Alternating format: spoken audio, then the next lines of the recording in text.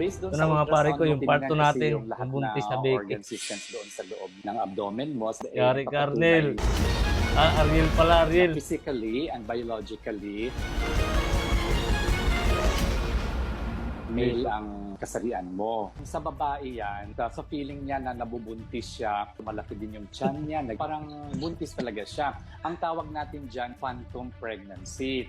Ibig sabihin, naramdaman ng babae na buntis siya, pero actually hindi siya talaga buntis. Sa lalaki, nangyayari din yun, pero very rare. Parang 3 lang o 4 lang na reported cases around the world. Di ba, may sumisipa kasi, may sumisipa ay related complaint pa ito ng mga husbands din na habang nabubuntis yung misis nila. Yung sa heartbeat naman na supposedly narinig ng midwife to be 120, pwedeng bowel sounds yon, yung sound na nagagaling doon sa bituka. Ibang sound yon sa tibok ng puso ng baby. Masasabi kong heartbeat nga po siya. Pero hindi po siya normal na heartbeat. Yung sa kanya, parang abnormal. Madidetect mo tapos mawawala. Normal daw. Yung nangyayari siguro sa'yo, pwedeng trauma. Kung meron kayong contact with your partner, pwede rin kasi Ariel, yari ka. magkakaroon ka ng bleeding.